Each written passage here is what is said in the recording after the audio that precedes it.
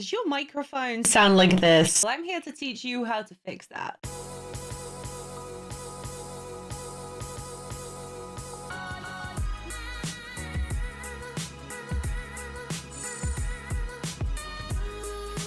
Well, hi guys, I'm Salty and I'm here to help new streamers level up their content. 3 videos this week, guys. I am on a roll. This video is part of my Learn to Stream series, so if you are new to the channel, make sure that you subscribe so as not to miss out on new ways to level up your stream. Also, guys, don't forget to let me know who you are in the comments. I will be picking my favorite comment from the previous week's video every single week and reading that out. Speaking of, my favorite comment from last week's video was from Nightingale, who said, keeping the video to 5 minutes, playback speed.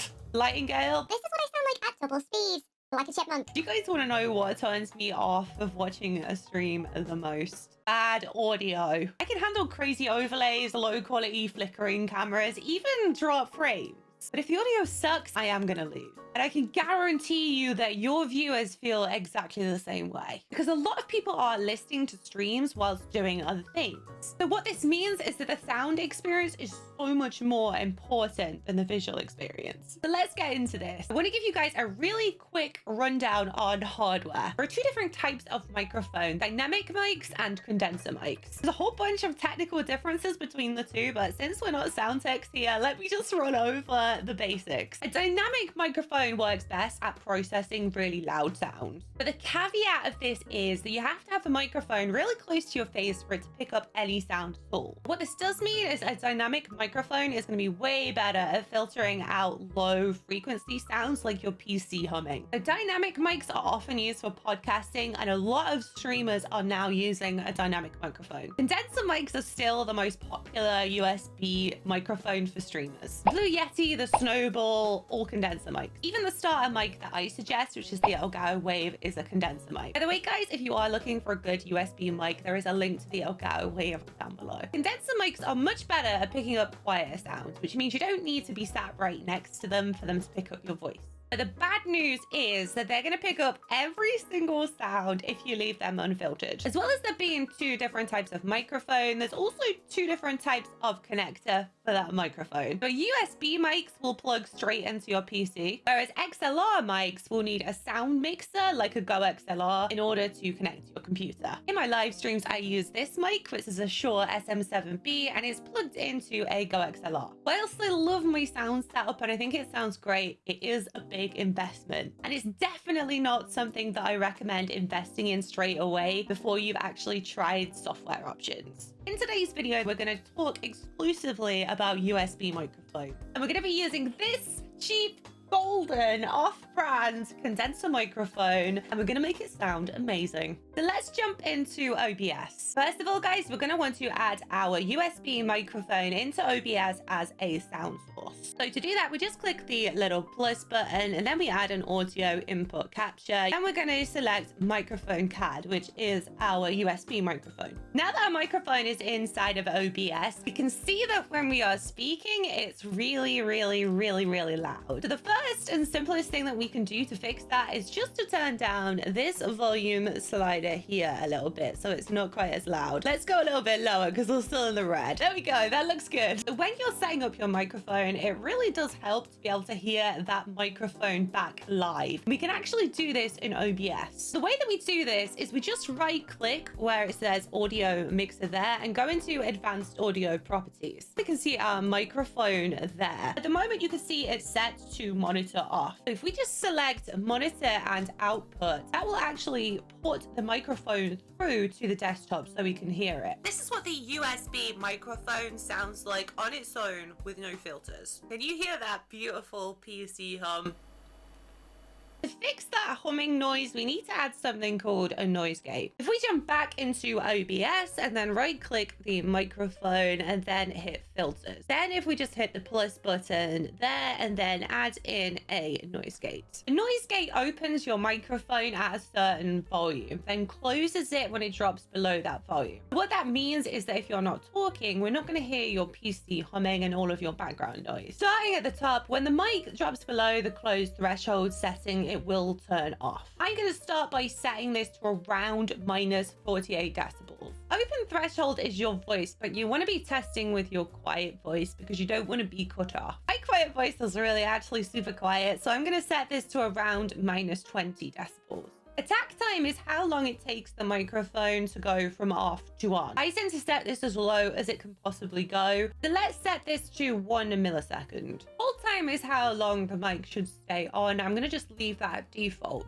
Release time is how long it takes the mic to go from on to off. Now this is really going to depend on your personal level of background noise. My background noise is pretty low, so I'm going to leave this pretty long. I'm going to leave it at the default, which is 150 milliseconds. What this is going to do is it's going to fade it out rather than sharp cut. Quick disclaimer here, guys. The settings that I have just put into OBS may very well not work for you. And the reason for that is we have a different microphone, a different room, and a completely different voice. The trick here is to listen back to your voice after you apply each filter. Look a little bit in a quiet voice and a little bit in a loud voice, and just make sure that the microphone is picking everything up nice and clearly. This is why we turn on voice monitoring. If we close our filters and then listen back to our condenser microphone, we can hear that it is peaking a little bit. To stop a microphone from peaking, we need to add something called a compressor. What a compressor does is it reduces really loud sounds and increases really quiet sounds to smooth out the audio.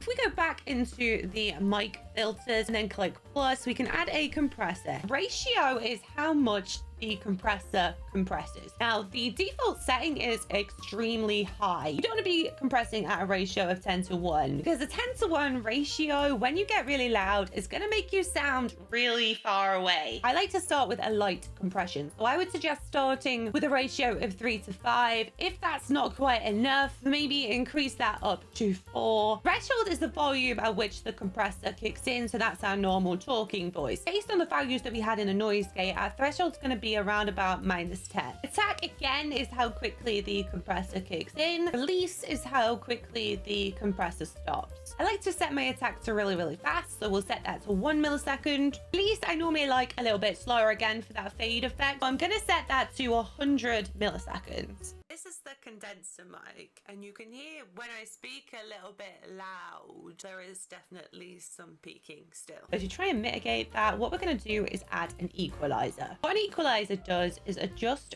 frequencies, and this can really help with peaking and dipping. Now, unfortunately, as of the making of this video, there isn't an EQ filter for OBS. However, inside of OBS, we can add something called a VST plugin. The plugin that we're going to be using for EQ is called Marvel GEQ. There is a link to this in the description below. I've already downloaded this, but you just want to go over to the link and then hit this button here for the Windows download. Once that's downloaded, if we just go back to OBS and over to our EQ filter, and from this drop down here, we want to select Marvel GEQ. For just the settings, we're going to need to click this here to open the interface. The first thing that we want to look at is presets. There are various different presets that we can select on the left over here. These are the settings that I landed on that suit my voice. Now, because I've got a lady's voice and it's quite high pitched, what that means is that I have to increase the bass up, which is the stuff on the left-hand side, to not get that shrill peaking sound. So for comparison, let's see what the mic sounds like with these filters on versus with these filters off. Now that your microphone sounds amazing, the very last thing that you need to do is the clap test. And all that you do for this one is start OBS recording and then clap. Then you need to watch the recording back to see if the sound and the camera line up. If they don't line up, then all you need to do is right-click the audio mixer and go into advanced audio properties. Now, what we can do here against our microphone is add something called a sync offset. You're just going to need to add values into here, keep making recordings until the audio eventually lines up with the camera. Now that you have your microphone set up, I just want to take a quick minute to talk about sound tiering, because literally every streamer gets this wrong. Sound tiering is the volume of all your different sound sources. So that's your microphone, your alerts, your game, your music, your voice chat. Here is a picture of how I tier my sound in my sound mixer. Now, you're not going to be able to view all your sounds separately like this unless you're using a sound mixer, Voice Meter Banana, or the Elgato Wave software, which comes with the Elgato mic, link in the description below. I've shown you guys this image to give you an idea of how your volume should sound in comparison to each other. How I like my sound setup is mic absolutely should be loudest, followed by voice chat if you're using voice chat, followed by desktop alerts, followed by game, and then music last. Now, this is a general guide and a lot of it is personal preference. You might decide that you want your sound tiered slightly differently. But the most important thing to take away from this is that your microphone needs to be louder than every other source that you have. Because if someone tries to chat to you and all they can hear back is gunshots or heavy dubstep, they're gonna leave. The absolute best way to make sure that your audio is tiered well is to actually make some recordings with all the sounds on all at once whilst you're talking. Make sure that you're speaking again loud and quiet, and then listen back to it until you feel really confident with your sound setup. I would also recommend listening back to your VODs after every stream. And I do want to let you guys in on a secret. My audio was horrible when I first started streaming, and it was only by watching my VODs and repeatedly tweaking it that we eventually got to the point that we're at today. Also, guys, don't be afraid to ask your stream for feedback on this. I ask my stream if my volumes are good all the time, and their feedback's really valuable. Hope that you guys found this video useful. If you did, don't forget to leave a like and subscribe to the channel so as not to miss out on new ways to level up your content. Also, guys, please do leave a comment down below. My favorite comment from this video will be read out in next week's video. If you are brand new to streaming and want to know how to get started, I did make a video on that one. You can find that over here. I'll see you over there. Bye, guys.